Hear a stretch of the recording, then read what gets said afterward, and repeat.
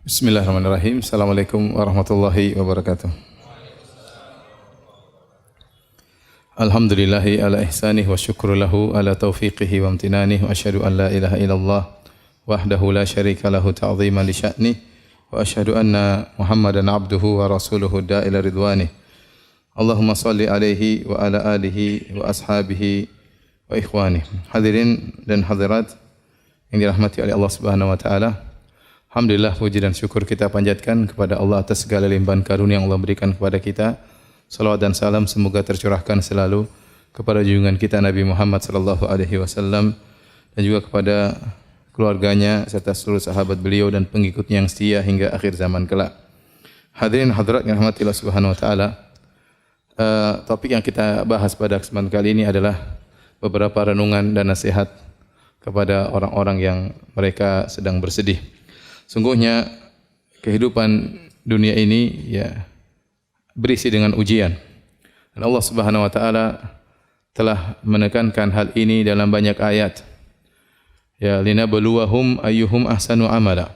Kata Allah Subhanahu wa taala, sungguh alladzi khalaqal mauta wal hayata, Allah yang telah menciptakan kematian dan kehidupan buat apa? Liyabluwahum ayyuhum ahsanu amala, untuk menguji mana di antara mereka yang amalnya yang terbaik. Ya, Allah juga berfirman, hal ata 'alal insanu hina minad dahri lam yakun syai'an madhkura inna khalaqnal insana min nutfatin amsyajin nabtalih. Ya, sungguh kami menciptakan manusia dari nutfah, dari air mani, buat apa? Nabtalih, untuk mengujinya.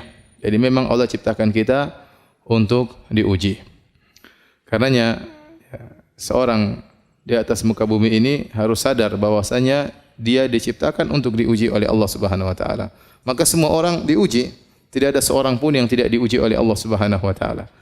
Dan kita tahu semua orang pernah bersedih atau sebagian mereka sedang bersedih, Tapi kalau semua orang pernah bersedih, semuanya pernah bersedih. Tidak ada yang pernah luput dari kesedihan. Dengan ujian yang bermacam-macam. Ada orang diuji berkaitan dengan hartanya, diberi ekonomi yang sulit, penuh dengan hutang, dililit hutang. Ada orang diuji dengan badannya, cacat atau sakit-sakitan atau tubuh yang tidak sempurna. Kemudian juga ada yang wanita diberi kesedihan karena bertahun-tahun sudah menikah, tidak memiliki anak. Sementara wanita yang lain juga sedih, memiliki anak yang banyak tapi selalu menyusahkan dia, nakal, merepotkan dia. Sebagian wanita terus menangis, sudah mencapai usia tua, tidak mendapatkan suami. Sementara banyak wanita yang menangis mendapati suami yang selalu menyesakkan hatinya, selalu memukulnya, selalu menyedihkannya. Dan demikianlah namanya ujian, beraneka ragam, menimpa satu dengan yang lainnya. Tapi memang berbeda-beda, ada yang ujiannya sedikit dan ada ujiannya banyak. Tetapi semua orang diuji oleh Allah Subhanahu wa taala. Dan siapapun orangnya, mau kaya atau miskin, pasti diuji, Sebagaimana sering saya sampaikan, bukan hanya orang miskin yang diuji, bukan hanya orang miskin yang bersedih. Orang kaya, para pejabat, para penguasa, mereka juga diuji, mereka juga bersedih. Bukan cuma kita saja yang menangis. Bahkan orang-orang terkenal, orang-orang yang mungkin dicari-cari oleh orang tersohor, mereka pun menangis. Bisa jadi tangisan mereka lebih banyak daripada kita. Betapa sering kita melihat foto seorang pejabat, seorang penguasa yang mungkin tersenyum dalam foto tersebut. Namun kita lihat senyumannya penuh dengan keterpaksaan. Di balik senyuman tersebut dia menyimpan banyak penderitaan. Oleh karenanya, siapapun orangnya di dunia ini pasti diuji, pasti diuji. Baik orang yang soleh maupun yang tidak soleh. Terlebih lagi Allah menjanjikan orang-orang yang beriman dengan ujian yang lebih berat. Kata Allah Subhanahu wa taala, Alif Lam Mim ahasiban nasu ayyutraku ayyaqulu amanna wa hum la yuftanun. Wa laqad fatanna alladhina min qablihim fala ya'lamanna Allahu alladhina shadaqu wa la ya'lamanna al-kadhibin. Kata Allah Subhanahu wa taala, Alif Lam Mim, apakah manusia dibiarkan mereka berkata beriman sementara mereka tidak diuji? Sungguh kami telah menguji orang-orang sebelum mereka agar Allah tahu mana yang imannya benar dan mana yang imannya dusta. Ya.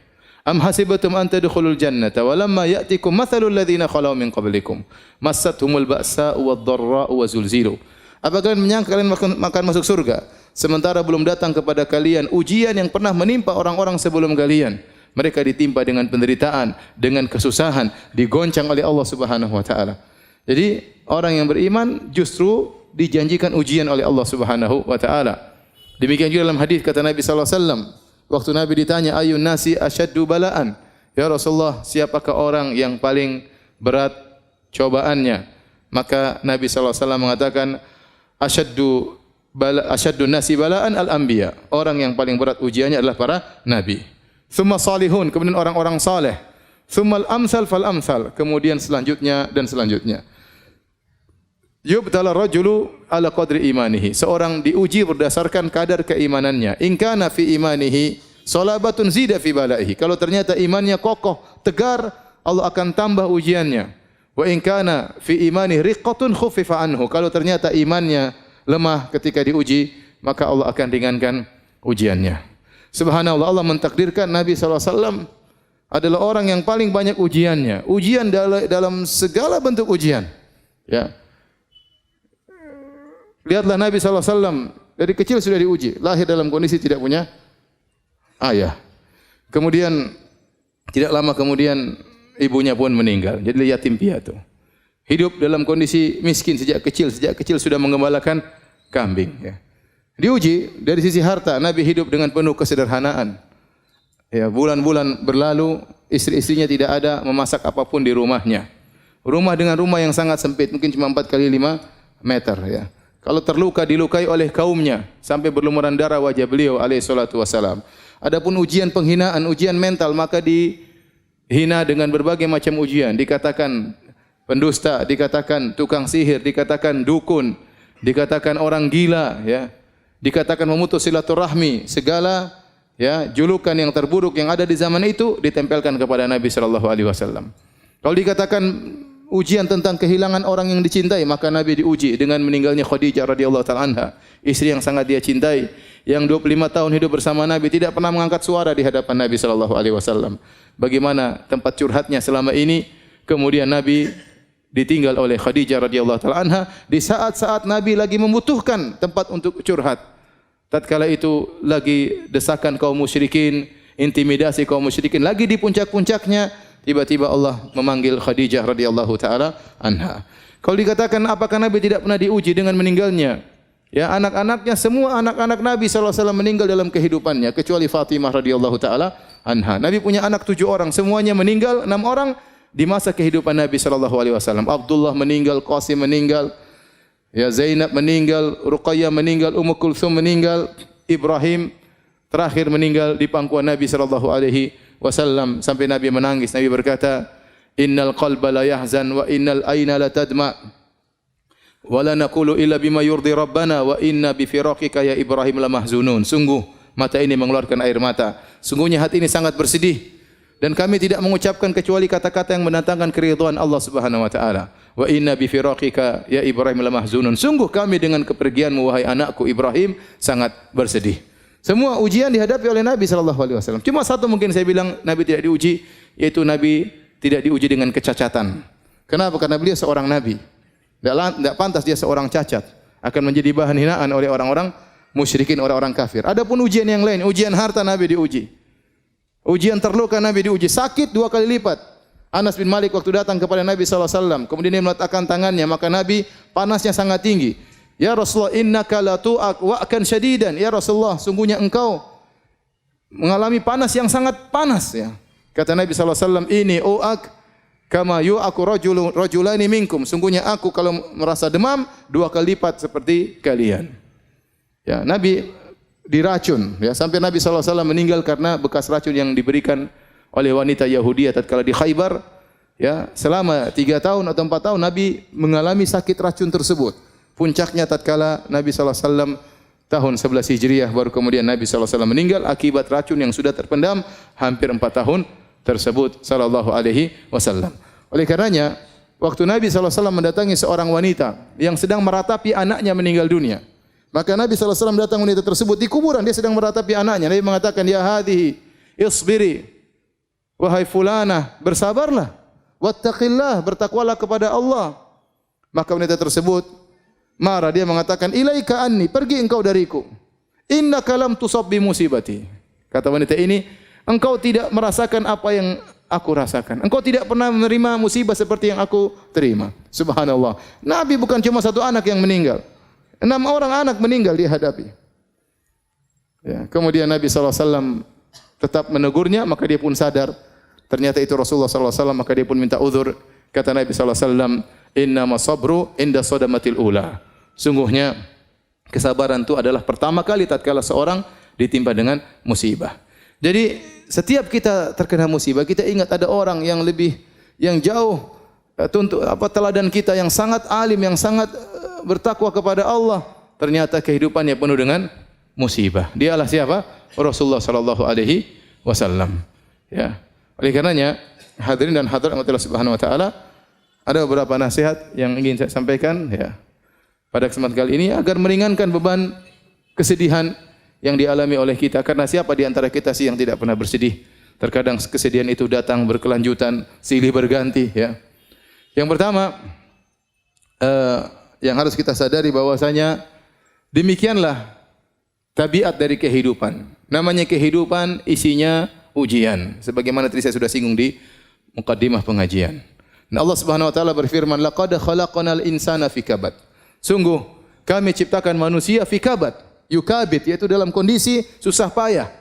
Sejak dia lahir dalam kesusahan, lahir dalam kondisi ya, keluar dalam kondisi menangis ya. Tangisan yang menyedihkan atau menyenangkan orang di sekitarnya. Ya. Kemudian setelah itu hidup dengan kepayahan, ditimpa dengan sakit, ya. Kemudian merangkak dan seterusnya. Ya.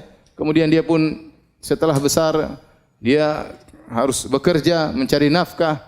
Ya, entah diterima pekerjaan atau tidak, belum dimarahin bosnya. Ya, harus berjalan di bawah terik matahari. Ya, namanya manusia semuanya susah. Ya. Kemudian dia pun kalau mau menikah ya harus kumpulkan uang untuk mahar, kerja keras ya. Lihat berapa banyak jomblo yang sekarang belum bisa menikah, penderitaan yang bertubi-tubi menimpa mereka, penderitaan yang belum bisa mereka hindarikan sampai sekarang. Kenapa? Tidak punya duit, cari duit untuk cari mahar. Begitu sudah cari mahar, kemudian melamar, terkadang ditolak, penderitaan berikutnya. Semua datang orang kepada saya, Ustaz, saya sudah melamar. Nanti kenapa belum nikah? Sudah melamar Ustaz, kenapa? Aduh, ditolak Ustaz. Kasihan. Kita ngelihatnya itu sedih gitu, tapi bagaimana lagi ya? Ya. Belum lagi ternyata sudah ngelamar dapat istri, belum tentu dapat istri solehah. Ternyata istri ini ternyata bawa penderitaan, menambah amal soleh untuk bersabar.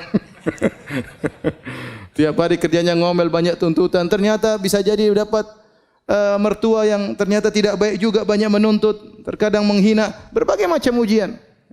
Ya. Kemudian punya anak-anak, dia harus berusaha ngurus anak-anak, yang ini butuh sekolah, ini butuh biaya, ini butuh ini, dia kerja keras, anak-anaknya nuntut, tidak tahu bapaknya kerja setengah mati. Itulah kehidupan. Itulah kehidupan. Di sela-sela itu dia sakit, terkadang gembira, terkadang sakit, terkadang bertemu dengan orang-orang yang dia cintai, terkadang dipisahkan dengan orang-orang yang dia cintai. Kalau dia umurnya panjang, dia akan lihat banyak orang yang dia cintai meninggal sebelum dia, dan itu kesedihan yang luar biasa. Kalau dia umurnya pendek, maka dia meninggal ditangisi oleh orang-orang di sekitarnya. Demikian kondisi kehidupan. Laqad khalaqnal insana fi kabad. Kami ciptakan manusia di atas kepayahan. Makanya Imam Ahmad ditanya, kapan seorang beristirahat? Kata Imam Ahmad rahimahullah, sampai dia menginjakkan kakinya di surga baru dia apa? Istirahat. Dalam kehidupan ini dia penuh dengan ujian, penuh dengan kepayahan, penuh dengan kesulitan. Semua orang. Ya, siapa yang tidak susah? Semuanya susah, ya. Semuanya susah. Orang kaya terkadang susah dalam kekayaannya. Ya, saya pernah ketemu kawan saya luar biasa, dia kaya. Cerita tentang perusahaan. Saya enggak jarang dengar, tapi cerita ini begini. Usaha kemudian terkadang naik turun, harga lagi turun, pusing. Ya. Kemudian kalau sudah mau lebaran mikir THR, setengah mati. Apalagi kalau ternyata pegawai 1.000 orang, THR 1.000 orang berapa orang? Berapa duit? Orang-orang pegawai yang miskin-miskin pada senang mau lebaran. Dia yang mau kasih gaji setengah mati. Jadi masing-masing ada ujiannya. Ya.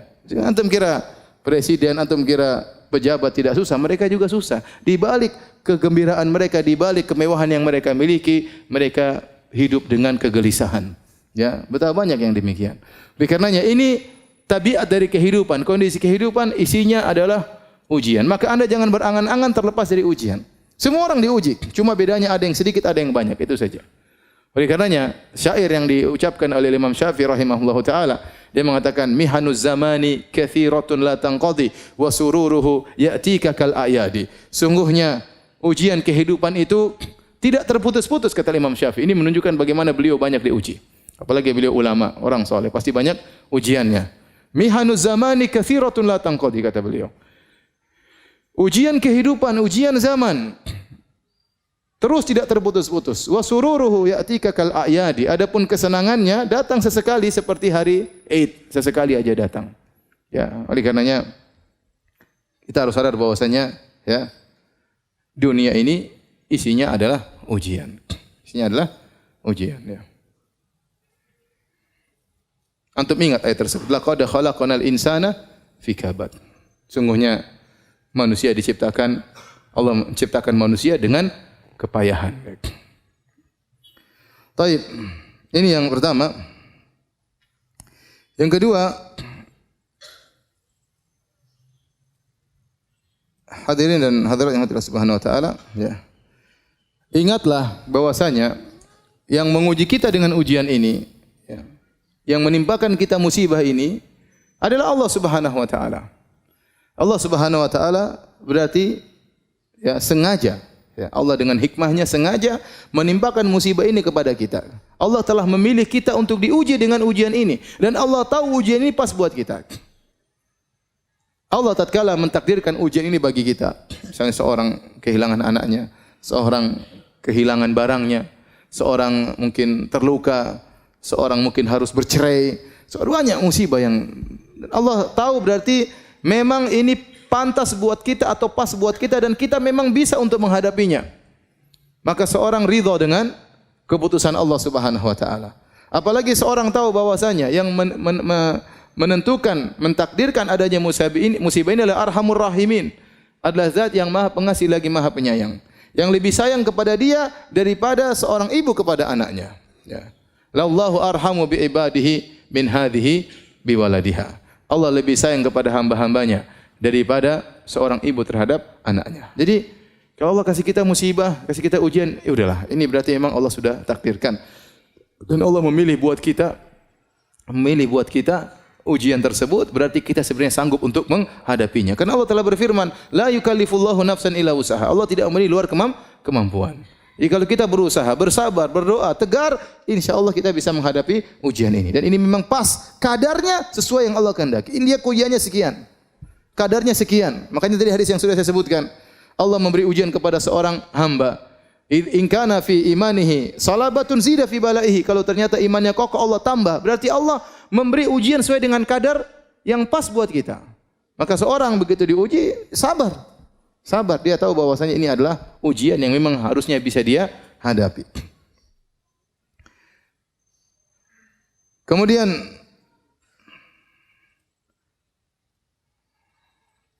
dia harus sadar bahwasanya ujian yang datang kepadanya, ya, bukan untuk membinasakannya, tetapi adalah untuk mengujinya agar Allah melihat bagaimana dia menghadapi ujian tersebut, ya. Allah tidak membinasakannya. Allah kasih dia ujian. Ya, kalau kita diberi ujian bukan untuk membinasakan kita, tapi untuk kita hadapi ujian tersebut. Apakah kita bisa menghadapinya atau tidak? Apakah kita bersabar sehingga kita dapat pahala ataukah kita mengeluh? Ya, berkeluh kesah sehingga kita tidak mendapatkan pahala dari Allah Subhanahu wa taala. Makanya sebenarnya mengatakan ujian itu seperti obat, ya. Memang pahit tapi harus diminum. Kalau antum tidak menghadapinya dengan kesabaran, maka antum tidak akan mendapatkan kesembuhan. Ya, pasti ada sesuatu pada diri kita sehingga Allah kasih ujian tersebut. Yang ujian tersebut fungsinya seperti obat. Ya sudah, hadapi saja. Hadapi dengan kesabaran sebagaimana kita bersabar kalau dikasih obat oleh dokter kita minum. Bahkan kalau harus diamputasi kita bersabar karena kita tahu di balik itu pasti ada kebaikan. Ini obat yang Allah berikan kepada kita, mau tidak mau inilah obat. Maka hadapi, minumlah obat tersebut yang pahit tersebut. yang tidak enak tersebut agar kita bisa mendapatkan kesembuhan dari penyakit yang sedang kita hadapi. Kemudian di antara hal yang perlu kita ingat, Allah kasih kita musibah, ya. Allah kasih kita ujian. Di antara hikmahnya agar Allah ingin melihat seorang hamba beribadah dengan berbagai macam model ibadah. Ada orang diberi ibadah dengan ibadah bersyukur, maka dikasih kenikmatan agar Allah lihat dia bagaimana bersyukur kepada Allah. Terkadang Allah kasih dia musibah agar Allah lihat bagaimana cara dia beribadah kepada Allah dalam kesulitannya. Ya. Dan betapa banyak ibadah yang muncul tatkala orang dalam penderitaan yang tidak mungkin dilakukan oleh seorang yang sedang menghadapi kenikmatan, mendapati kenikmatan. Coba antum bayangkan seorang tatkala sedang diuji, hatinya benar-benar terenyuh kepada Allah Subhanahu wa taala. Harapannya hanya kepada siapa? Allah Subhanahu wa taala. Kalau dia berdoa dia menangis. Yang itu mungkin tidak didapatkan oleh orang-orang yang dapat kesenangan. Ya. Seorang kalau dalam kenikmatan mungkin dia salat sekedar mau nangis, apa yang mau dia tangisi? Apa yang mau dia tangisi? Sampai seperti ada lelucon ya. Ada seorang imam di Mekah. Saya diceritain wallah alam benar atau tidak ya, tapi lelucon namanya Syekh Al-Muhaisini. Syekh Al-Muhaisini dia punya murotal Quran ya. Kalau antum mendengar murotalnya dia sering nangis. Dan dia punya masjid di daerah di Mekah. Orang banyak yang iktikaf juga di masjid tersebut. Dan dia kalau salat sering nangis ya. Kemudian suatu hari ada seorang dari Mesir kemudian salat situ senang dengar imamnya salat sambil nangis-nangis. Kemudian dia tanya, siapa imamnya itu? Maka orang-orang berkata namanya Al-Muhaisini. Sementara di samping-samping ada hotel-hotel namanya Al-Muhaisini, Al-Muhaisini. Itu yang punya hotel-hotel ini? Iya. Sudah punya hotel masih nangis katanya. Jadi maksud saya, bisa jadi memang seorang dalam ketentramannya, dalam kebahagiaannya dia menangis, tapi itu jarang. Ibadah yang keluar dari hati seorang tatkala sedang diuji dengan musibah itu luar biasa, ya. Luar biasa. Makanya terkadang seorang lilit utang, dia berdoa kepada Allah Subhanahu wa taala dan utangnya tidak dilunas-lunaskan oleh Allah Subhanahu wa taala. Karena Allah tahu kalau hutangnya lunas dia berhenti berdoa kepada Allah Subhanahu wa taala. Kalau hutangnya lunas dia tidak lagi salat malam kepada Allah Subhanahu wa taala. Bahkan terkadang Allah menambah hutangnya sehingga dia benar-benar terjepit, sehingga dia tahu apa arti tawakal. Dia tahu apa arti apa? Tawakal. Betapa banyak orang diajari oleh Allah dengan tawakal setelah dijebak dengan ujian yang sangat berat, tidak ada yang bisa menolong dia seorang pun. Presiden pun tidak bisa menolong dia. Ya. Tidak ada yang bisa menolong dia. Kecuali siapa? Allah. Maka dengan adanya ujian, adanya musibah, adanya penderitaan, maka Allah Subhanahu wa taala ingin mengetahui dari seorang hamba agar hamba itu beribadah dengan berbagai macam model ibadah. Ada ibadah syukur, ada ibadah apa? Ada ibadah sabar, ya. Ada ibadah sabar dan demikianlah, ya. Kita lihat Nabi Muhammad SAW beribadah dengan bersyukur, beribadah dengan bersabar. Kita lihat Nabi Sulaiman alaihissalam yang super kaya raya dengan dipenuhi dengan berbagai macam kenikmatan, dia juga pernah diuji oleh Allah Subhanahu wa taala. Lihat Nabi Ayub yang pernah kita sampaikan kajian, pernah diberikan kekayaan yang luar biasa dan pernah dikasih sakit yang lama. Dia pernah beribadah kepada Allah dengan syukur dan dia pernah beribadah kepada Allah dengan sabar.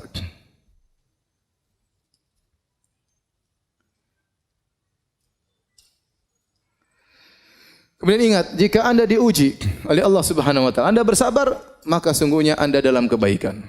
Anda masih dalam kebaikan. Kapan Anda tidak dalam kebaikan? Kalau Anda mengeluh, kalau Anda meronta, kalau Anda protes kepada Allah Subhanahu wa taala. Nabi sallallahu alaihi wasallam bersabda, "Ajaban li amril mu'min, inna amrahu kullahu khair."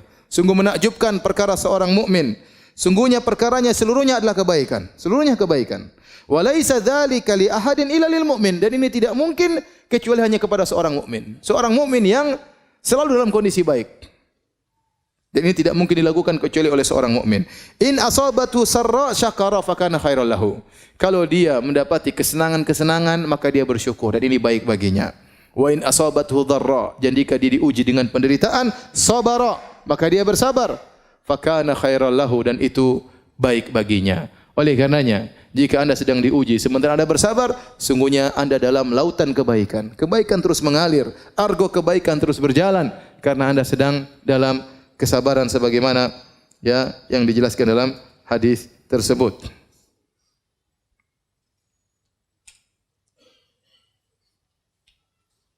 Oleh karena dalam hadis disebutkan kata Nabi sallallahu alaihi wasallam, "Ma min ahadin minal muslimin." Tidaklah seorang dari muslimin yusabu bi bala'in, diuji dengan suatu ujian, suatu penderitaan fi jasadihi, penderitaan di badannya, dia sakit atau yang lainnya. Illa amarallahu ta'ala al-hafazata alladhina yahfazunahu. Kecuali Allah akan perintahkan kepada malaikat al-hafazah, para penjaga, para pencatat amalan-amalan hamba. Uktubu li abdi fi kulli yaumin wa lailatin mithla ma kana ya'malu minal khair. Maka tulislah bagi hambaku kebaikan terus mengalir setiap hari, siang dan malam, seperti yang biasa dia lakukan dari kebaikan yang dia lakukan. Madama mahbusan fiya, selama dia tertahan gara-gara fi wathaqi, karena dia sakit, dia sabar dengan penderitaan tersebut. Jadi seorang kalau bersabar, saya katakan tadi, argo pahalanya jalan terus. Argo pahalanya jalan terus, ya sudah. Kapan Anda mengeluh, kapan Anda protes kepada takdir Allah Subhanahu wa taala, maka argonya berhenti. Argonya berhenti. Maka seorang kalau terbetik dalam hatinya, kenapa tidak selesai-selesai? Lawan itu dari iblis, itu dari setan. Lawan. Yakin bahwasanya kadarnya Allah tahu. Allah kasih musibah, kasih penderitaan, Allah tahu seberapa penderitaannya dan kadarnya sampai kapan, Allah Maha tahu. Kita berdoa kepada Allah, kita cari solusi, tetapi kita bersabar menghadapi ujian tersebut. Kenapa? Karena argo pahala jalan terus. Malaikat catat terus pahalanya, meskipun dia tidak bisa melakukan amal-amal ibadah yang biasanya dia lakukan. Pahalanya jalan terus. Kemudian juga di antara dalil bahwasanya kalau engkau bersabar dalam ujian, berarti kau dalam kebaikan. Sabda Nabi sallallahu alaihi wasallam, "Man yuridillahu bihi khairan yusib minhu." Barang siapa yang Allah kehendaki kebaikan baginya, Allah berikan musibah baginya. Berarti tanda kebaikan adalah Allah berikan musibah. Nabi mengatakan, yang mengatakan demikian, "Man yuridillahu bihi khairan." Barang siapa yang Allah menghendaki kebaikan baginya, yusib minhu, Allah berikan musibah baginya. Musibah dalam berbagai macam musibah. Ya, ada yang musibah pada anaknya, ada musibah pada hartanya, ada musibah pada suaminya, ada musibah pada istrinya. Ada orang diuji dengan kekayaannya, ada orang diuji dengan kemiskinannya, ada orang diuji dengan sakit yang dia alami, dan banyak. Ada orang diuji dengan tuduhan yang tidak baik kepadanya. Ada orang diuji dengan kerabatnya, diuji dengan kakaknya dan adiknya, dengan tetangganya. Oleh karenanya, selama kita diuji dan kita bersabar, sungguhnya berarti Allah masih menghendaki kebaikan bagi kita. Dalam hadis yang lain kata Nabi sallallahu alaihi wasallam, "Idza ahaballahu qauman ibtalahum." Kalau Allah mencintai suatu kaum, Allah uji mereka. Jika Allah mencintai suatu kaum, idza ahaballahu qauman ibtalahum, Allah menguji mereka. Dalam hadis yang lain, idza aradallahu bi 'abdil khaira ajjala lahul uqubata fid dunya. Jika Allah menghendaki kebaikan bagi seorang hamba, Allah segerakan hukumannya di dunia. Wa idza arada bi 'abdihi syarra amsaka anhu bi dzambihi hatta yuwafiyahu yaumal qiyamah. Jika Allah menghendaki keburukan bagi seorang hamba, Allah tidak kasih dia musibah. Allah tahan dosanya, nanti Allah akan balas pada hari kiamat kelak dengan balasan yang sempurna. Oleh karena jika seorang diuji dan dia bersabar, yakinlah dia masih dalam kebaikan. Argo pahala terus berjalan. Di antara hal yang perlu kita renungkan, bahwasanya terkadang Allah kasih musibah kepada kita untuk mengangkat derajat kita di surga. Dalam satu hadis kata Nabi sallallahu alaihi wasallam, "Innar rajula la yakunu lahu 'inda Allahil manzilah, fama yablughuha bil amal, fama yazalu yabtalihi bima yakrahu hatta yuballighahu iyyaha." Kata Nabi sallallahu alaihi wasallam, sungguhnya seorang benar-benar dia memiliki kedudukan di sisi Allah Subhanahu wa taala. Namun Allah tidak bisa mengangkat dia ke posisi tersebut dengan amal solehnya. Artinya apa?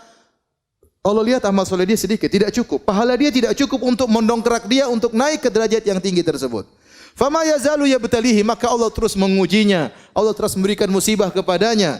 Bima yakrah, dengan perkara yang dia tidak sukai. Hatta yuballighahu iyyaha, sampai Allah pun menyampaikan dia pada derajat tersebut. Ini yang disebut dengan musibah menambah derajat seseorang. Ya, siapa di antara kita yang tahu amal solehnya banyak? Ya akhi, kita baca Quran jarang-jarang. Ya kita salat malam jarang-jarang. Itu pun salat malam dalam kondisi ngantuk-ngantuk. Sedekah masih pelit. Berbakti sama orang tua juga jarang-jarang. Baik sama istri pun tidak banyak. Perhatian sama tetangga kurang. Zikir juga lisan tidak pernah basah dengan zikir kepada Allah Subhanahu wa taala. Ibadah kita kurang. Kalau kita mau kita kalkulasi ibadah kita sangat sedikit. Terus kita ingin mendapat derajat yang tinggi, tidak ada cara lain kecuali dengan dikasih musibah. Di balik musibah tersebut banyak ibadah-ibadah yang mau tidak mau kita lakukan. Ya, kerendahan diri, kesedihan, kembali kepada Allah Subhanahu wa taala, menangis dalam sujud, menangis dalam salat malam. Ternyata dengan dikasih musibah tersebut, pahala kesabaran seorang hamba mengangkat dia pada derajat yang tinggi. Kalau dengan amal saja dia tidak mampu. Inilah maksud dari hadis tersebut. Dalam riwayat yang lain, kata Nabi SAW, Innal abda idza sabaqat lahu minallahi manzilatun falam yablugha bi amalin ibtalahu Allahu fi jasadihi. Sungguhnya seorang hamba jika telah tercatat ya bahwasanya dia punya kedudukan di sisi Allah dan dia tidak bisa sampai pada kedudukan tersebut dengan amal dia, maka Allah akan mengujinya pada jasadnya. Au malihi, atau Allah akan mengujinya pada ekonominya, pada hartanya. Au fi waladihi, atau Allah akan mengujinya pada anaknya. Subhanallah. Mungkin dia diuji pada jasadnya, mungkin terluka, mungkin sakit, mungkin celaka, atau diuji pada hartanya, mungkin usahanya gagal, mungkin kerugian, mungkin uangnya dicuri, mungkin uangnya dirampok, mungkin ada yang hilang. Au fi waladihi, mungkin anaknya yang sakit, mungkin anaknya meninggal. Subhanallah. Allah kasih ujian kepada dia. Tsumma sabbarahu ala dzalik, kemudian Allah bikin dia bersabar atas ujian tersebut. Hatta yuballighahul manzilata allati sabaqat lahu min Allah. Sampai Allah pun menaikkan dia, mendongkrakkan dia, didongkrak sampai pada posisi yang sudah tercatat baginya di sisi Allah Subhanahu wa taala. Jadi seorang tatkala diuji ingat hal ini. Amalan saya masih sedikit. Bisa jadi ujian inilah yang meninggikan derajat saya. Kemudian di antara hal yang perlu dia ingat tatkala dia sedang bersedih diuji dengan ujian, ingatlah bahwasanya ujian tersebut sebagai kafarah, menghilangkan dosa-dosanya. Menghilangkan dosa-dosanya. Kata Nabi sallallahu alaihi wasallam, "Ma yusibul muslim min nasabin wala wasabin wala hammin wala hazanin wala adhan wala ghammin hatta syaukata yushakuha illa kafarallahu biha min khatayahu." Kata Nabi sallallahu alaihi wasallam, tidaklah suatu pun menimpa seorang muslim, baik keletihan, bahkan keletihan, baik nasabin, keletihan, baik wasab, sakit apapun, sampai demam, ya, sampai demam. Kata Nabi sallallahu alaihi wasallam, la tasubbi al-humma, jangan engkau mencela demam. Fa innaha tudhibu khataya bani Adam kama yudhibul kir khabathal hadid. Sungguhnya demam itu menghapuskan dosa-dosa seorang anak Adam sebagaimana alat pandai besi menghilangkan karat dari besi. Jangan mencela penyakit, jangan mencela demam, kata Nabi sallallahu alaihi wasallam. Jadi seorang letih, seorang sakit, ya, wala hazanin, kemudian juga kesedihan yang menimpanya, ya, sampai wala hammin, ya, ham itu kekhawatiran tentang di kemudian hari, gimana nanti besok, bagaimana lusa, bagaimana tahun 2000 sekian, bagaimana anak saya kalau sudah besar. Kekhawatiran ini pun ini kesedihan. Kalau hazan, kesedihan tentang masa lalu. Kalau hammin, kegelisahan, kesedihan tentang masa depan yang dikhawatirkan. Ini juga menghapuskan dosa-dosa. Wala adzan, dan juga gangguan orang yang orang berikan kepada dia. Dia dizalimi, dia diganggu, dikata-katain, dituduh yang tidak, digibahi. Ini semua penghapus dosa.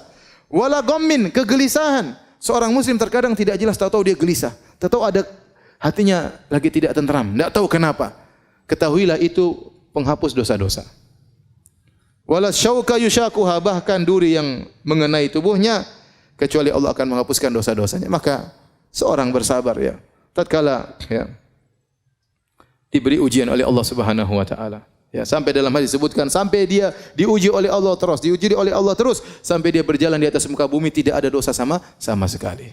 Berjalan dengan santai, tidak ada satu dosa pun yang ada di tubuhnya. Kenapa? Selama ini dia bersabar tatkala diuji oleh Allah Subhanahu wa taala. Terkadang orang, ya ikhwan, diuji dengan berbagai macam ujian, dari ujian satu ke ujian yang lain. Dan itu yang dialami oleh Nabi sallallahu alaihi wasallam. Terkadang orang dikasih uji dengan satu ujian. Karena kalau Allah tahu dia mampu menghadapi ujian ini. Kalau dikasih ujian lain mungkin dia tidak mampu. Ya sudah, Allah kasih dia misalnya kesulitan ekonomi terus sampai dia meninggal dunia. Itu ujian yang bisa dia hadapi. Dia sabar. Ada orang dikasih misalnya cacat atau dikasih sakit. Ujian terus bertahun-tahun sampai dia meninggal dunia. Allah tahu ini ujian yang bisa dia hadapi. Inilah yang bisa mengangkat derajatnya. Ini yang bisa menghapuskan apa? Dosa-dosanya. Ya akhi, sekarang kita banyak dosa. Saya sering sampaikan kalau zaman dahulu orang ingin tidak berdosa gampang. Tinggal dalam rumah tidak berdosa. Sekarang dalam rumah juga berdosa. Sendirian juga berdosa. Selama pegang HP berdosa. berdosa. Kalau internet mati baru tidak berdosa. Kamu internet mati apa yang mau dilihat? Enggak ada. Mau gibah enggak ada teman gibah kalau sendirian. Ya. Mau dengar berita gibah pun tidak bisa. Ya. Mau tulis status komentar sana komentar sini pun tidak bisa. Mau riak dengan status enggak bisa. Sudah. Tapi sekarang dimanapun seorang bisa bermaksiat. Selama sinyal masih nyala bisa bermaksiat.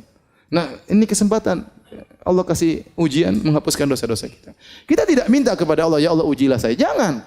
Kata Nabi SAW, la tatamannau liqa'al adu. Jangan kalian berangan-angan untuk bertemu dengan musuh. Fa idza laqitumuhum fasbiru, fathbutu. Kalau ketemu dengan musuh sabar. Kita tidak minta diuji, tapi kalau Allah kasih ujian kita bersabar. Karena ujian tersebut menghapuskan dosa-dosa. Ujian apapun ya, ujian apapun. Sedih, gelisah, kekhawatiran, takut, jengkelan ya. Pulang ke rumah diomelin istri, itu menghapus dosa-dosa. Alhamdulillah. Kenapa Mas? Alhamdulillah. Bilang Mas, alhamdulillah. Semua omelanmu, semua teriakanmu menghapuskan dosa-dosaku. Kalau aku bersabar ya.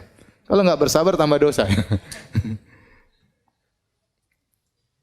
Coba ini tadi hadisnya. Ma yazalul bala'u bil mu'min. Senantiasa ujian menimpa seorang mukmin wal mukminah dan juga seorang wanita mukminah fi nafsihi wa waladi wa malihi. Allah kasih ujian ini berganti-ganti ujiannya.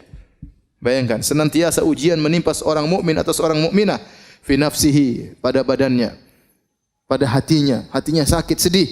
Waladihi, mungkin diganti lagi pada anaknya. Wa malihi, anaknya sudah, hartanya juga kena. Hatta yalqallaha ta'ala wa ma alaihi khati'ah, sampai dia bertemu dengan Allah, tidak ada satu dosa sedikit pun yang dia bawa. Ini menunjukkan musibah ya, menghapuskan dosa-dosa.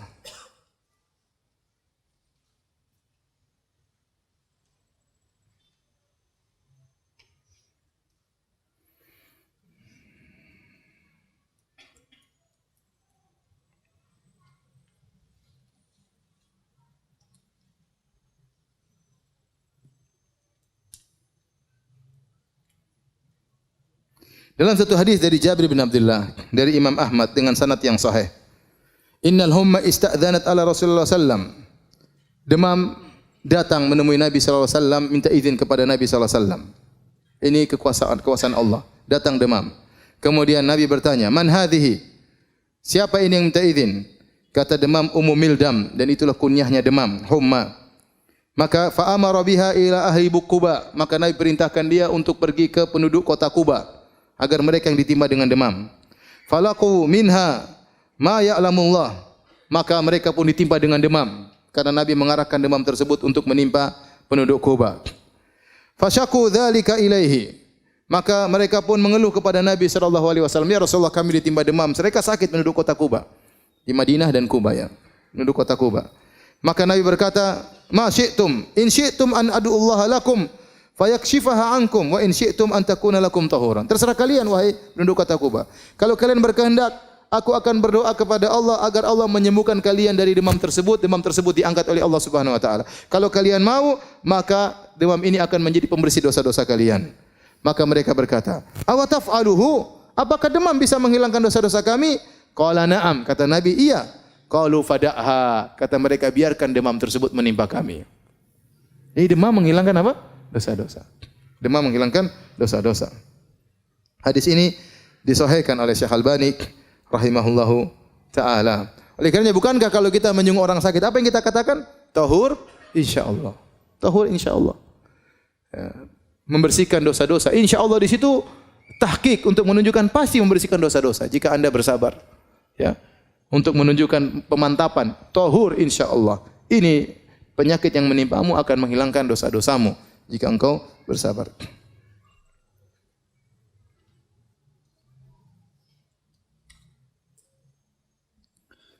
Baik. Nasihat berikutnya para hadirin dan hadirat yang dirahmati oleh Allah Subhanahu wa taala. Bisa jadi musibah yang menimpa kita ini merupakan sebab terhindarkan dari musibah yang lebih besar. Ya, bisa jadi musibah yang menimpa kita merupakan sebab yang untuk menghindarkan musibah yang lebih besar. Kata Imam Ibnu Qayyim rahimahullah taala, kalau Anda sulit memahami hal ini, Renungkanlah kisah Nabi Khadir dengan anak yang dia bunuh. Kata Allah Subhanahu wa taala, "Fantalaqa hatta idza laqiya gulaman faqatalah. Qala aqatalta nafsan zakiyatan bighairi nafsin laqad ji'ta syai'an nukra."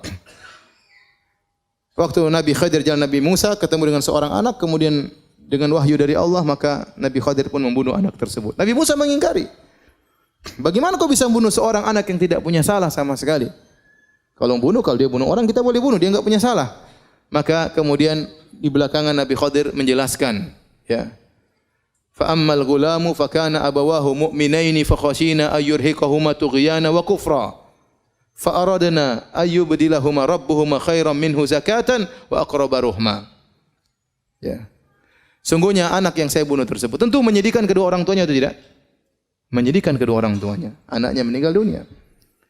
Tapi kata Nabi Khadir, sungguhnya anak ini kalau dia besar, dia akan menjerumuskan kedua orang tuanya ke dalam kekufuran. Dia akan menjerumuskan kedua orang tuanya ke dalam kekufuran. Maka kami ingin anak ini diganti. Maka anak ini meninggal dan itu musibah. Kemudian Allah menggantikan dengan anak yang lebih baik. Ini dijadikan barometer Ibnu Qayyim rahimahullah taala. Kalau Anda tidak bisa memahami musibah itu bisa menghilangkan musibah yang lebih besar, maka renungkanlah apa? Kisah ini. Renungkanlah kisah ini. Contoh kisah lain disebut oleh para ulama tentang Ahad Qadat Ubaidillah bin Ziyad. Salah seorang panglimanya Ubaidillah bin Ziyad. Tahu siapa Ubaidillah bin Ziyad? Ubaidillah bin Ziyad ialah panglima atau yang telah membunuh, yang memimpin untuk membunuh siapa? Al-Husain. Al-Husain bin Ali bin Abi Thalib radhiyallahu taala anhuma dalam bencana Karbala. Waktu dia naik di atas rumahnya, seorang panglima dari anak buah Ubaidillah bin Ziyad yang biasanya memimpin peperangan, dia naik di atas atap al-Sata kemudian dia jatuh sehingga kakinya dua-duanya patah. Maka dia dijunguk oleh seorang ulama yang bernama Abu Kilabah, muridnya Anas bin Malik radhiyallahu taala anhu. Maka dia mengatakan, insyaallah lebih baik, ya. Insyaallah ini lebih baik yang Allah takdirkan bagi engkau. Maka dia bilang, apa yang lebih baik daripada kedua kaki patah? Dia tidak tahu. Kemudian 3 hari berikutnya tiba-tiba datang surat panggilan dari Ubaidillah bin Ziyad agar dia memerangi peperangan untuk membunuh atau untuk mencegah Husain bin Ali bin Abi Thalib. Akhirnya datanglah utusan tersebut, dia berkata, lihatlah bagaimana saya mau berangkat sementara kedua kaki saya apa? Patah. Akhirnya tidak jadi dia. 11 hari kemudian datang kabar Husain telah terbunuh. Dia bilang, rahimallahu Abu Kilabah. Semoga Allah merahmati Abu Kilabah. Benar nasihatnya. Seandainya saya tidak jatuh, saya akan pimpinan perang untuk membunuh siapa? Al-Husain. Kita tidak tahu, subhanallah. Bisa jadi musibah tersebut ada musibah yang lebih besar yang Allah hindarkan dari kita dengan terkena musibah kecil tersebut. Sebagaimana kisah yang sering saya sampaikan tentang seorang raja yang memiliki wazir, menteri yang selalu mengatakan al-khair khiratullah, yang terbaik adalah pilihan Allah Subhanahu wa taala. Kisah ini sering disampaikan oleh para ulama, saya tidak tahu akan kesahihannya. Ia seorang menteri yang selalu berkata yang terbaik pilihan Allah Subhanahu wa taala. Setiap ada orang terkena musibah dia datang, yang terbaik pilihan Allah Subhanahu wa taala. Orang terkena musibah, yang terbaik pilihan Allah Subhanahu wa taala. Sampai akhirnya sang raja tangannya terputus karena terpotong, dia datang kepada sang raja, dia berkata, yang terbaik pilihan Allah Subhanahu wa taala. Maka raja pun marah. Apa yang terbaik? Tangan saya putus, jari saya putus, kau bilang yang terbaik. Masukkan ini menteri dalam penjara. Begitu dimasukkan di penjara, dia mengatakan, yang terbaik pilihan Allah. Saya di penjara pun adalah yang terbaik. Suatu hari sang raja kemudian sedang berburu dengan menteri-menterinya, kemudian mereka berburu, kemudian mereka berburu, keasyikan berburu sampai keluar daripada daerah kekuasaannya. Sampai akhirnya dia terjebak ke suatu kaum yang mereka menyembah berhala atau menyembah arwah, dan mereka ingin menangkap orang supaya dikurbankan kepada sesembahan tersebut. Akhirnya sang raja ditangkap dengan pengawal-pengawalnya, semua ditangkap dan semuanya dibakar atau dipanggang atau dibunuh untuk arwah mereka. Ketika sang raja ingin dibunuh, tiba-tiba ada seseorang dari penyembah berhala tersebut berteriak, ini tidak pantas orang ini untuk disembahkan kepada Tuhan kita. Kenapa? Tangannya ada yang cacat jarinya. Yang cacat tidak boleh. Seperti kambing, kalau ada kambing yang luka, tidak boleh. Ada kambing yang buta, tidak boleh. Ini tidak cacat untuk jadi korban. Kalau korban harus orang yang tidak boleh cacat. Akhirnya raja tersebut disuruh pulang dan dia selamat gara-gara jarinya yang putus. Maka dia ingat perkataan menterinya, benar perkataan menteriku, yang terbaik adalah apa? Pilihan Allah Subhanahu wa taala. Maka dia segera pulang ketemu menterinya, dia mengatakan, benar perkataanmu, yang terbaik adalah pilihan Allah. Terus kamu waktu di penjara, kenapa kau bilang terbaik pilihan Allah? Kata dia, kalau saya tidak di penjara, tentu saya akan ikut berburu sama Anda dan saya jadi korban. Jadi maksud saya, seorang renungkan ini kisah bisa jadi musibah, ya, mendatangkan atau menolak musibah yang lebih besar. Saya pernah dengar cerita ada seorang, dia menemani orang untuk pergi ke bandara. Ya, tamu datang, kemudian dia pun menemani tamu tersebut menunggu ke bandara. Ternyata pesawat delay. Harusnya dia sudah pulang ke rumah, mungkin sudah tidur siang atau tidur malam. Saya lupa waktunya, mungkin sudah tidur malam. Namun gara-gara ngantar temannya ini, padahal dia lagi sibuk, setiap ngantar lihat jam, ternyata pesawat delay dan karena dia enggak enak dia nungguin. Musibah. Waktu dia terbuang, pekerjaannya tertunda. Subhanallah, sampai akhirnya temannya tersebut berangkat, dia pulang ke rumah, ternyata rumahnya kecurian. Ada rampok datang masuk kemudian mengambil hartanya. Kemudian dia tambah jengkel lagi. Dia bilang, coba ini. Itu gara-gara pesawat. Coba kalau tadi saya pulang lebih cepat mungkin saya tidak kecurian. Maka ada tetangga yang negur, ya akhi, ihmadillah, pujilah Allah. Apa ada perampok datang baik-baik sama ente? Kalau ente lagi di rumah mungkin ente dibunuh sekalian. Ente bersyukur yang diambil cuma harta. Nyawa ente tidak diambil oleh para perampok tersebut. Oleh karenanya seorang kalau terkena musibah, ya dia bilang bisa jadi bisa jadi ini menolak musibah yang lebih besar. Contoh, ada seorang anaknya yang dia sangat sayangi meninggal dunia. Anak ini akan memberi syafaat pada hari kiamat. Dia pikir yang baik-baik aja. Bisa jadi anak ini besar belum tentu saya bisa ngurus dia. Apalagi zaman sekarang dunia gadget, anak-anak sekarang sudah, kalau kita dengar berita mengerikan, anak SD berzina, mengerikan ya. Kadang-kadang saya malas lihat berita di situ ya. Tapi kadang lagi Google buka tahu ada berita di bawahnya mengerikan isinya. Zaman sekarang subhanallah. Zaman sekarang kita punya anak besar belum tentu bisa kita rawat, belum tentu bisa kita didik, bisa jadi bumerang bagi kita pada hari kiamat. Oleh karenanya, ya, apapun musibah menimpa kita, ya, kita bilang ini insyaallah menolak musibah yang lebih besar. Kita tahu ataupun kita tidak ketahui.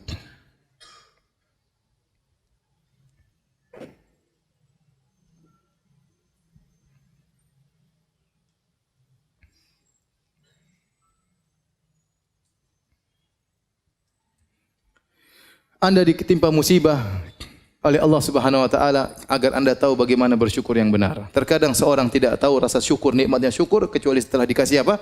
Musibah. Seorang terkadang lupa dengan kenikmatan sehat kecuali setelah dikasih apa? Sakit. Baru dia tahu betapa nikmatnya sakit. Sebagaimana pepatah mengatakan, "Lau lam takun musibah lama kanat hunaka sa'adah." Kalau bukan karena musibah tidak ada namanya kebahagiaan. Karena seorang benar-benar merasakan kebahagiaan setelah mengalami apa? Musibah.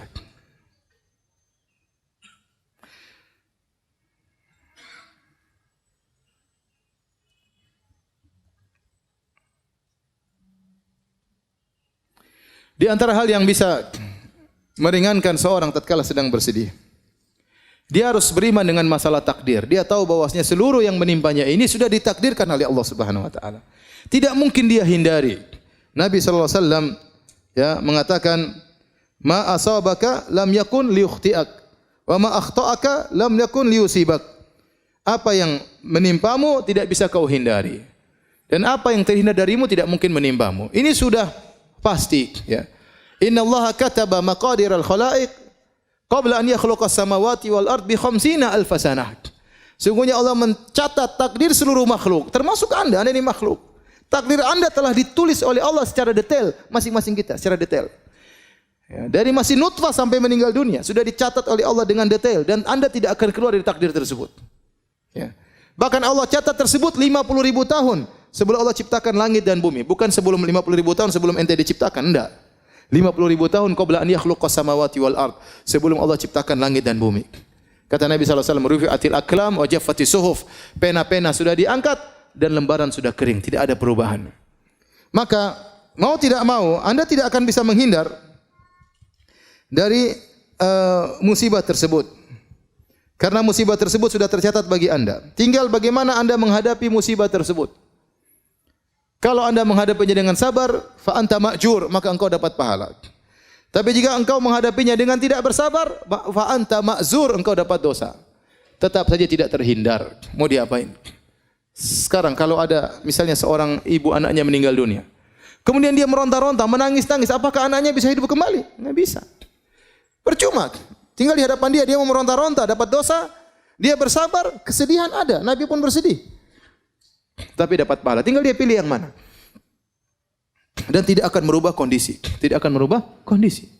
Seandainya kalau dia meronta-ronta, menangis-nangis, anaknya hidup kembali, silakan meronta-ronta. Tapi tidak ada, tidak bisa. Sebagian ibu-ibu, subhanallah, saya dengar berita sedih sekali. Saya tahu ada seorang wanita, ya, sudah ngaji, kemudian sampai bercadar, kemudian anaknya meninggal. Kemudian dia teriak-teriak, dia marah-marah, kembalikan anakku, kembalikan, tidak terima. Ya, subhanallah. Inilah ujian, ya. Inilah ujian. Memang berat, siapa yang bilang ringan? Berat sekali. Tapi anti diuji agar anti mencapai derajat yang tinggi, mendapatkan pahala yang besar. Maka jangan hadapi ujian tersebut dengan bentuk protes kepada takdir Allah, tidak menerima takdir Allah Subhanahu wa taala. Tidak akan bisa merubah kondisi tersebut. Anti meronta-ronta, anti marah-marah, anti ngamuk-ngamuk, anti banting sini banting anu, tidak akan merubah kondisi. Oleh karenanya apa yang menimpa kita tidak mungkin kita hindari. Yakin ini sudah ditakdirkan oleh Allah Subhanahu wa taala. Mau apa lagi? Qadarullah. Makanya kalau dapat musibah bilang apa? Qadarullah, sudah. Itu langsung menenangkan hati kita. Ya sudah, mau diapain? Ya. Qadarullah, mau diapain? Ya. Kita sudah berusaha, ternyata salah. Kita sudah menjaga anak kita sudah obati ke rumah sakit, qadarullah, mau diapain? Mau diapain? Ya. Ustaz, istri saya kurang ajar, ya sudah, qadarullah, mau diapain? Ente sudah nyari, ente sudah searching di Facebook kan? Cari yang ini, sudah verifikasi lagi, sudah semuanya. Sudah tanya semua, sudah ternyata salah Ustaz. Ya qadarullah, hadapi ujian tersebut. Mau diapain? Mau diapain?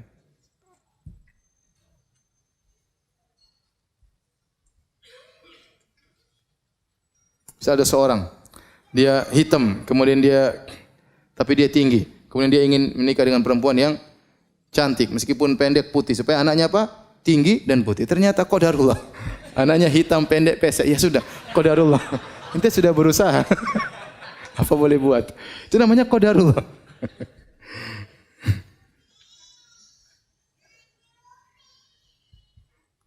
Jadi yang paling mudah membuat orang sabar adalah yakin bahwasanya semuanya sudah ditakdirkan oleh Allah Subhanahu wa taala.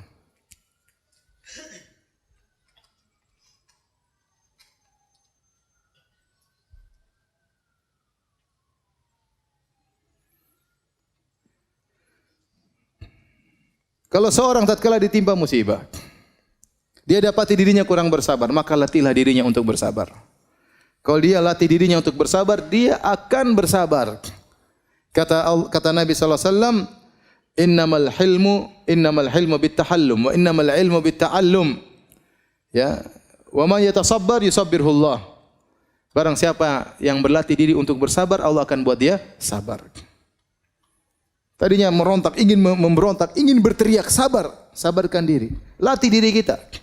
Setiap ada masalah langsung qadarullah. Inna lillahi wa inna ilaihi raji'un. Langsung ucapkan tersebut. Meskipun jengkel, meskipun marah. Itu kalimat luar biasa. Kalau kita kena musibah, kita bilang qadarullah, itu langsung buat hati kita apa? Tenang. Kita langsung bilang inna lillahi wa inna ilaihi raji'un. Semuanya kita ini milik Allah. Mobil kita, rumah kita, harta kita, anak kita semuanya milik Allah. Kalau Allah ingin ambil terserah. Inna lillahi wa inna ilaihi raji'un. Itu membuat kita benar-benar sangat mudah untuk bersabar. Maka latih diri untuk bersabar. Kata Nabi SAW, man yatasabbar yusabbirhullah. Barang siapa yang melatih dirinya untuk bersabar, maka Allah akan mudahkan dia untuk bersabar. Kemudian di antara hal yang membantu kita untuk mengurangi kesedihan, perbanyak berzikir kepada Allah Subhanahu wa taala. Dan ini Allah perintahkan kepada Nabi sallallahu alaihi wasallam. Ya. Fasbir ala ma yaqulun wasabbih bihamdi rabbika qabla tulu'i syamsi wa qabla ghurubiha. Kata Allah Subhanahu wa taala, sabarlah engkau wahai Muhammad atas apa yang mereka ucapkan. Mereka mengatakan engkau orang gila, engkau pemutus silaturahmi, engkau dukun. Mereka mengatakan tentang Allah yang tidak benar, yang membuat hatimu jengkel. Fasbir ala ma yaqulun. Sabarlah atas perkataan mereka. Wasabbih bihamdi rabbika qabla tulu'i syamsi wa qabla ghurubiha. Dan bertasbihlah kepada Rabbmu sebelum terbit fajar dan sebelum terbenam matahari. Sebelum terbit matahari dan sebelum terbenam matahari, waktu subuh, sebelum subuh bangun, zikir pagi petang, zikir kepada Allah. Itu menghilangkan kesedihan. Banyak berzikir mengingat Allah Subhanahu wa taala. Oleh karenanya juga kata Allah Subhanahu wa taala, "Wa laqad na'lamu annaka yadhiqu sadruka bima yaqulun. Wasabbih bihamdi rabbika wa kum minas sajidin." Kata Allah, sungguh kami tahu dadamu sempit wahai Muhammad atas perkataan mereka. Antum kira waktu Nabi Muhammad dikatakan orang gila, orang sinting, dia tidak sakit hati? Dia sakit hati. Sampai Allah mengatakan, "Wa laqad na'lamu annaka yadhiqu sadruk." Sungguh kami tahu hatimu sedih wahai Muhammad. Kata Allah Subhanahu wa taala. Kami tahu hatimu sempit akan akibat yang mereka ucapkan. Apa solusinya? Wasabbih bihamdi rabbik, maka bertasbihlah, banyak berzikir, subhanallah, subhanallah, subhanallah. Wa kum minas sajidin, banyak salat, banyak sujud kepada Allah Subhanahu wa taala. Itu di antara hal yang buat kita meringankan kesedihan kita. Keluhkan kesedihan kita kepada Allah Subhanahu wa taala. Fasabrun jamil. Sabar jamil, apa itu sabrun jamil? Kesabaran yang indah, maksudnya kesabaran yang tidak disertai dengan syakwa, keluhan kepada makhluk. Adapun syakwa kepada Allah, mengeluhkan penderitaan kita, itu tidak mengapa. Itu kebiasaan para nabi. Nabi mengeluhkan kesulitannya kepada Allah Subhanahu wa taala. Nabi Yakub mengatakan, "Innama ashku bathi wa husni ila Allah." Aku mengeluhkan kesedihanku, ya kegelisahanku, penderitaanku hanya kepada Engkau ya Allah. Semua para anbiya mereka mengeluhkan kepada Allah Subhanahu wa taala. Nabi Zakaria, Rabbi inni wahanal 'azmu minni washta'ala ar-ra'su syaiba wa lam akum bidu'aika rabbi syaqiyya. Ya Allah, aku sudah tua, tulangku sudah rapuh. Aku masih ingin punya anak. Aku tidak pernah ya putus asa dari berdoa kepada Engkau. Seorang ya tatkala ditimpa dengan kesedihan, banyak bertasbih, banyak berzikir. Ala bi dzikrillah tatmainnul qulub. Ketahuilah dengan berzikir kepada Allah, maka hati menjadi tenang. Jangan terlalu banyak syakwa kepada orang lain. Sekarang model zaman sekarang ini sedikit-sedikit mengeluh di Facebook, status berubah-ubah terus. Ini yang saya lihat, aduh. Terkadang di penuntut ilmu terkadang begitu. Terkadang ustadz begitu. Ya akhi, subhanallah, ribut sama istrinya kemudian dia perang status di Facebook. Kita yang lihat malu. Anda sedih, percuma Anda sampaikan di status, tak ada faedahnya.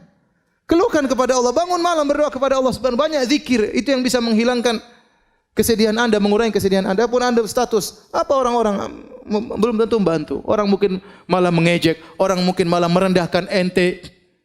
Anda kira dengan Anda melemparkan status tersebut, kemudian kesedihan hilang? Enggak.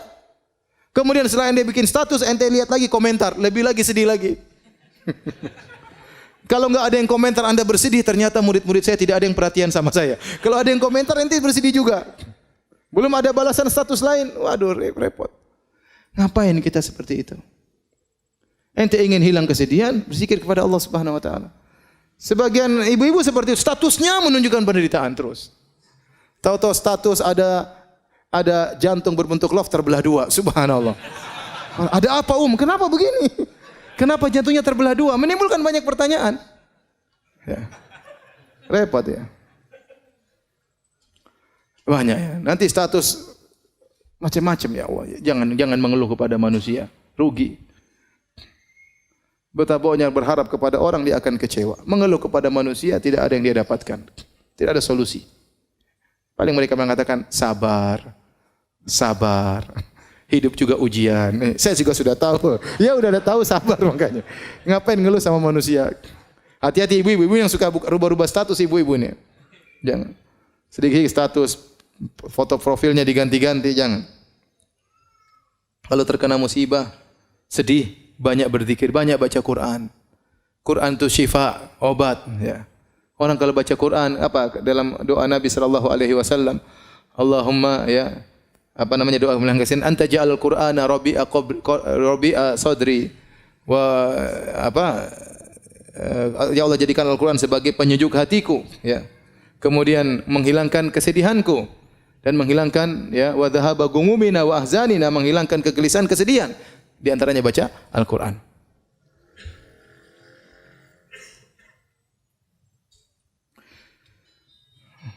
Kemudian di antara hal yang membantu kita untuk menghilangkan kesedihan, yaitu jangan memutar kembali masa-masa yang lalu. Kenangan-kenangan lalu hapuskan. Ada seorang mungkin ya punya anak meninggal dunia.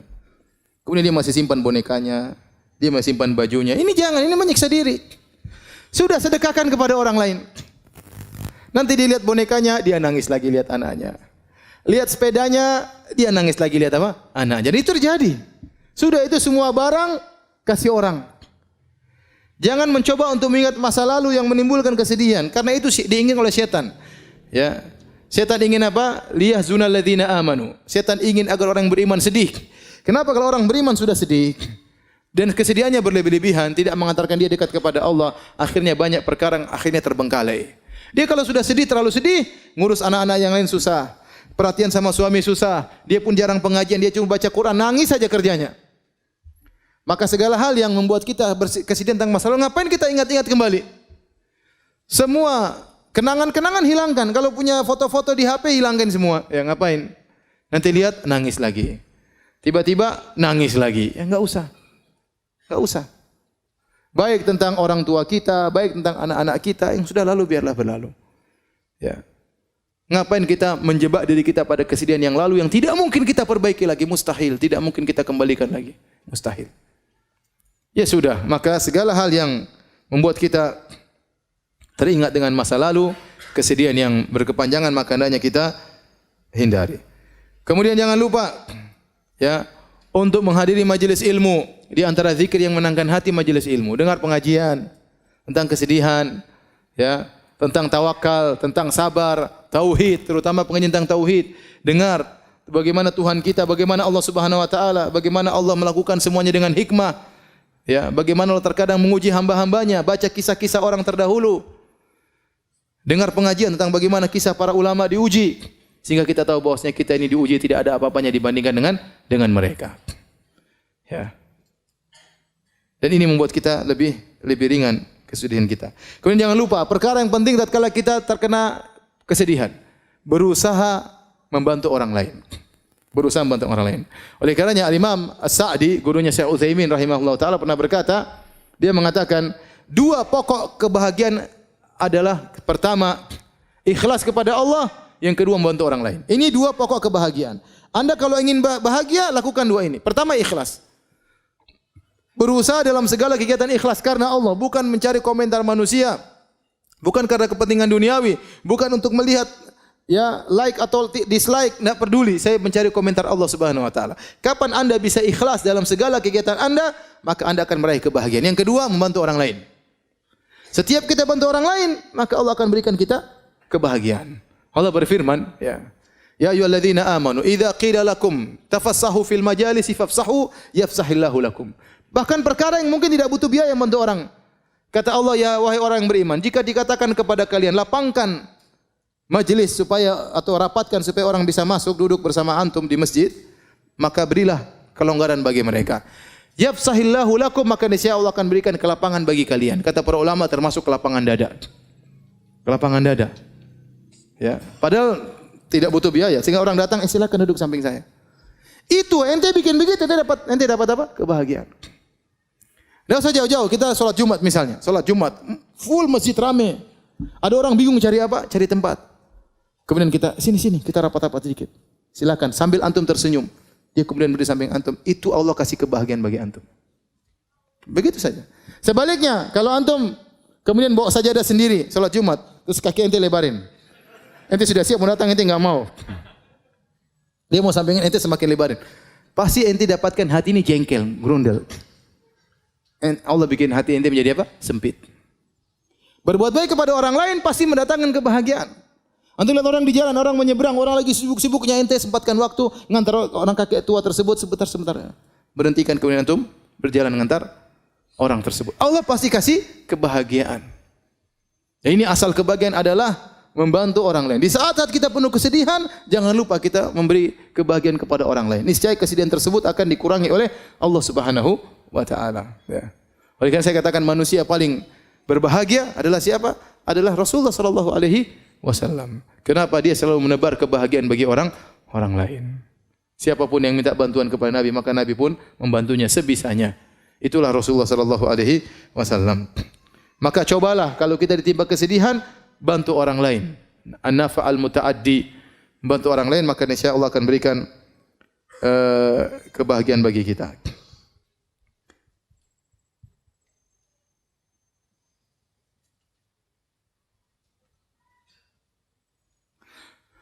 Kemudian aku lagi sedih. Ada hal-hal perkara yang kata para ulama, perkara yang materi yang mungkin bisa membantu kita untuk bahagia. Ya misalnya kita mungkin sedih, ya. Kalau makan bakso hilang kesedihan, ya makan bakso aja enggak apa-apa. Enggak ada masalah. Lagi enggak enak badan, lagi enggak enak hati, pengen mana? Pengen lihat hijau-hijau, udah pergi hijau-hijau lihat, enggak ada masalah. Jangan kunci pintu, matikan lampu, tambah sedih. Ya, ini di antara hal. Kemudian saya kalau ketemu si fulan, saya selalu bahagia, dia orangnya lucu. Ya udah pergi ke orang tersebut. Ketemu ngobrol sama dia, ganti suasana. Nah, apa kita lakukan untuk menghilangkan apa? Kesedihan, ya. Ya, senang dengan warna tertentu. Kalau warna hijau, indah, hati menjadi tentram. Ada ibu-ibu senang lihat warna ungu, ya. Lihat sudah lakukan, tidak ada masalah. Ini termasuk perkara-perkara yang bisa menambah, ya, menghilangkan kesedihan. Kemudian hindari hal-hal yang bisa mendatangkan kesedihan bertambah. Contoh nonton berita, sukanya nonton berita kriminal. Tambah sedih enggak? Tambah sedih. Waduh, sedih. Berita tentang selingkuh, semakin sedih, ketakutan. Waduh, sudah gini suami saya selingkuh. Ketakutan luar biasa. Pelakor, apa namanya? Pelakor tadi? Pelari apa? Oh, perebut laki orang. Saya kira pelari laki orang. Perebut berita-berita seperti itu akhirnya bikin gelisah, bikin sedih. Ketemu orang yang mulutnya kotor, jangan ketemu dia. Ketemu majelis-majelis ghibah, jangan. Ini bikin kesedihan semuanya. Ganti suasana, ya. Ganti suasana. Kalau punya grup ternyata isinya berita-berita enggak enak, left, tinggalkan grup. Cari grup yang lain yang bisa mendatangkan apa? Kebahagiaan. Tidak ada masalah. Itu juga di antara hal yang bisa mengurangi kesedihan. Kemudian yang terakhir, hadirin hadirat Allah Subhanahu wa taala, kalau kita terkena musibah, usahakan musibah tersebut kita ringankan dengan beberapa perkara, di antaranya ya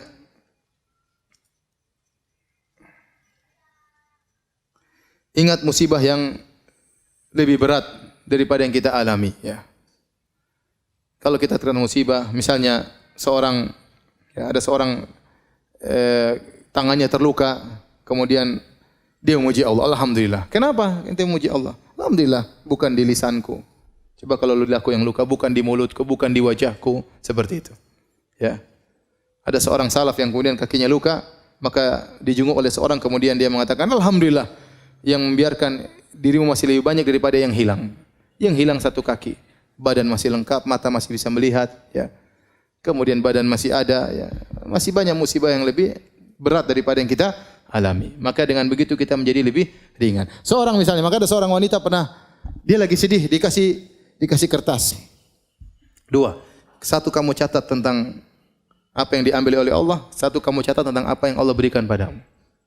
Coba, misalnya seorang kecurian, taruhlah mobilnya dicuri sama orang.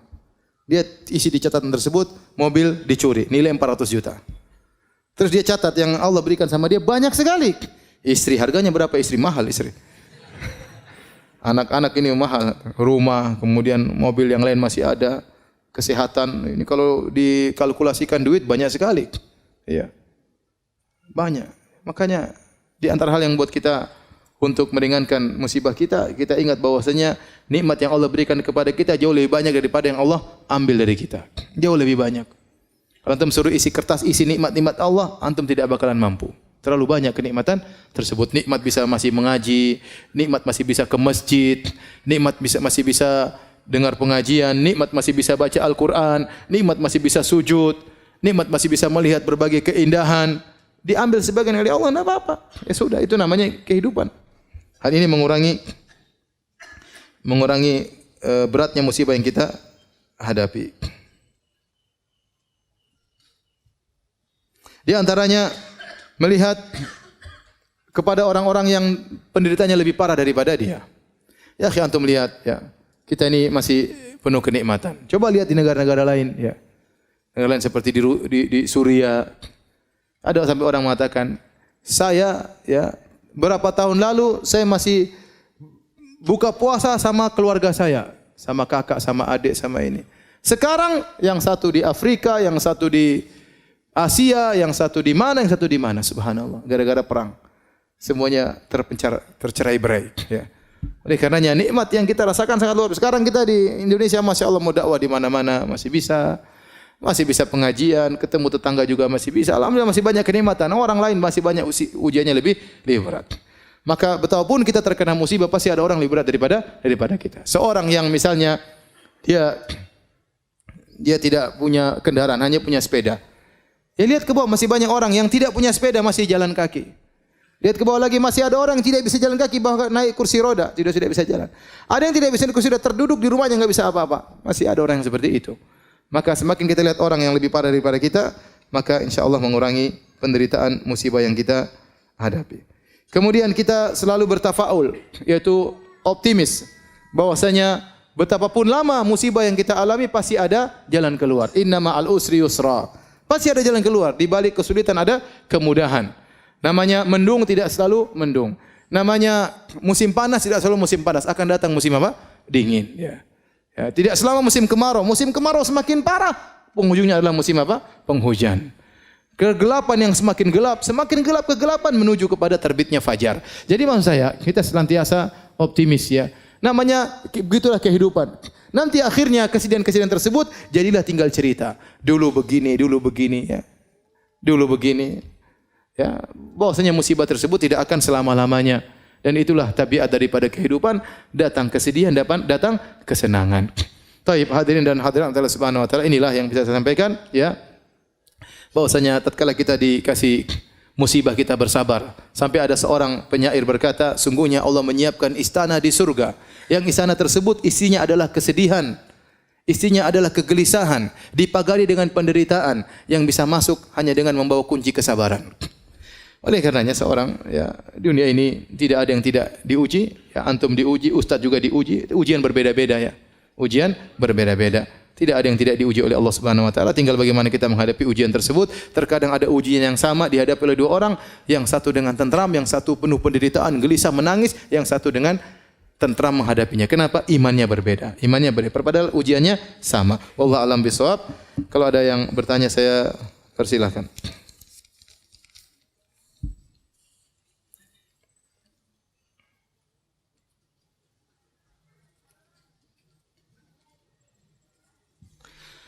Apakah zikir pagi dibaca jam 9 pagi dan zikir petang dibaca habis maghrib itu boleh Ustaz? Asalnya zikir pagi dibaca sebelum terbit matahari. Sebelum terbit matahari. Dan asalnya zikir petang dibaca sebelum terbenam matahari. Menjelang terbenam matahari terbaik. Tapi kalau memang ada halangan, maka tidak mengapa. Karena waktu al-masa, petang secara bahasa Arab, mencakup di malam hari. Mencakup di malam hari. Terutama doa-doa yang ada zikir yang ada doanya. Semakin kita cepat baca doa, semakin apa? Semakin baik. Semakin baik. Ya, oleh karenanya dibaca sebelum terbenam matahari. Namun kalau tertunda karena ada kesibukan, boleh pada maghrib, boleh juga pada isya. Demikian juga zikir pagi, asalnya dibaca sebelum terbit matahari. Kalau sudah terbit matahari, ingin dibaca enggak ada masalah.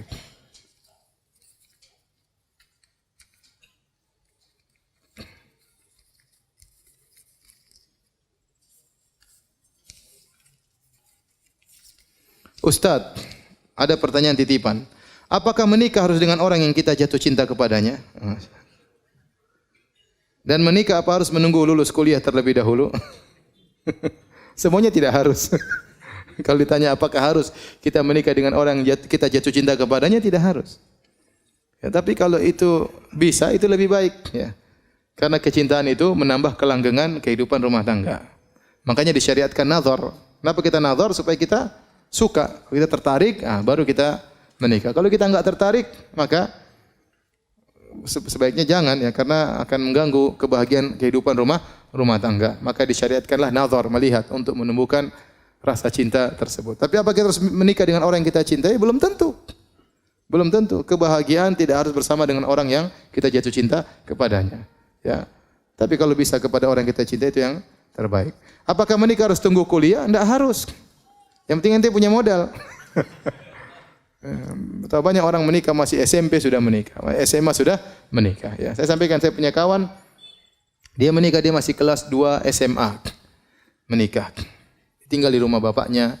Setelah dia punya anak 2, baru kemudian dia keluar dari rumah orang tuanya. Sekarang saya tanya sama dia, berapa anakmu? Anak saya 10. Masya Allah, itu baru laki-lakinya katanya.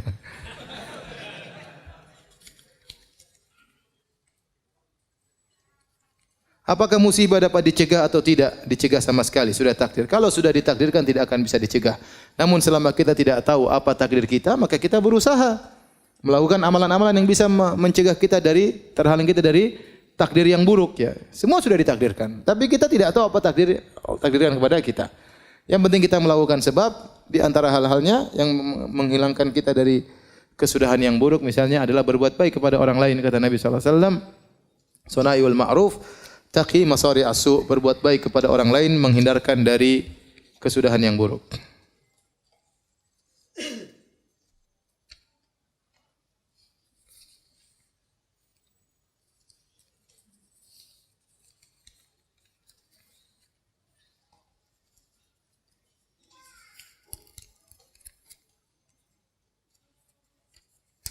Ustadz, ana tinggal bersama ibu yang usianya 76 tahun.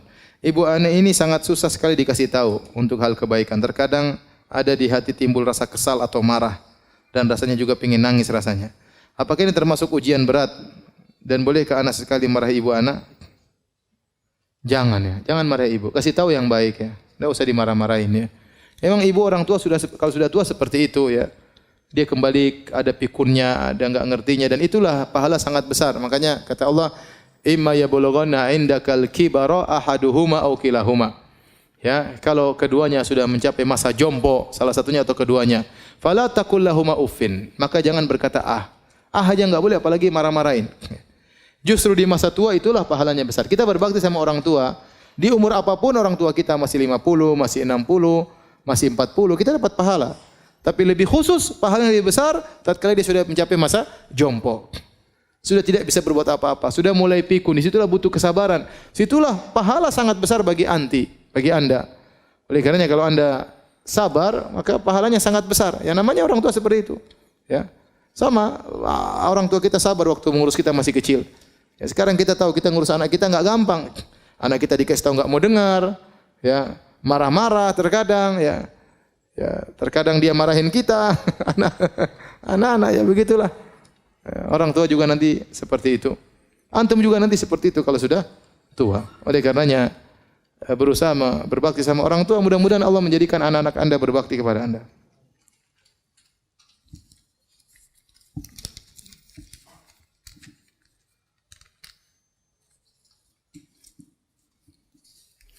Ustaz, apakah boleh berjualan dalam masjid? Dalam masjid enggak boleh, berjualan di luar areal masjid.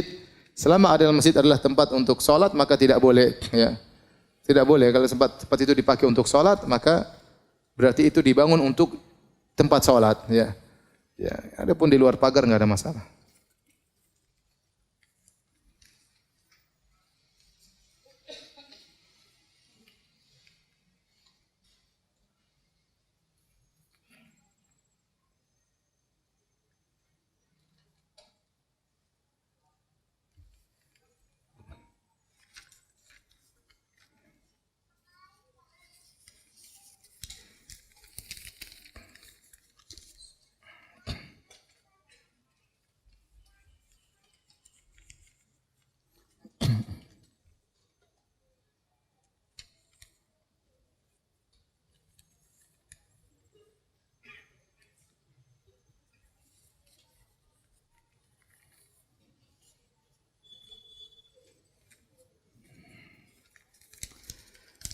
Ini banyak sekali pertanyaan, susah-susah ya. Tanya sama Ustaz yang lain.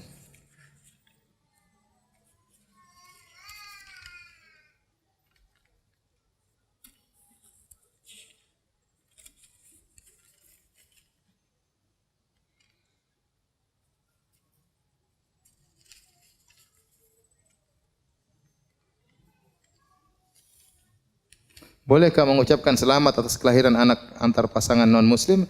Ini perkara duniawi, tidak apa-apa. Perkara dunia, kita boleh mengundang mereka makan, kita boleh ikut bahagia dan kebahagiaan mereka. Misalnya, dia naik pangkat, kita bilang selamat naik pangkat, enggak ada masalah. Itu perkara apa? Duniawi.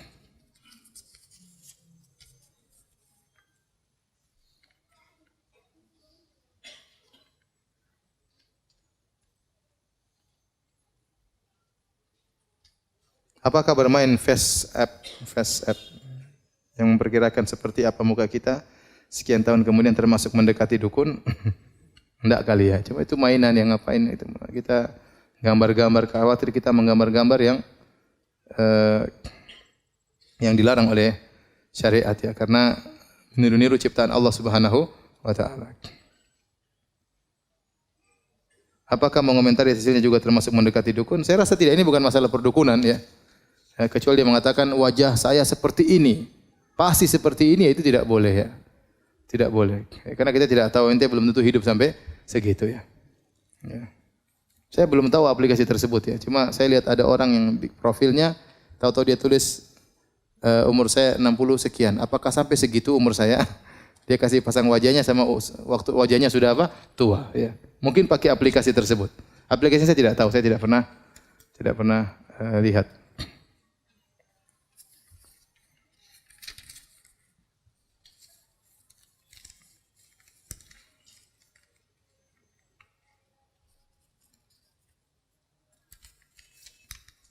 Panjang-panjang semuanya.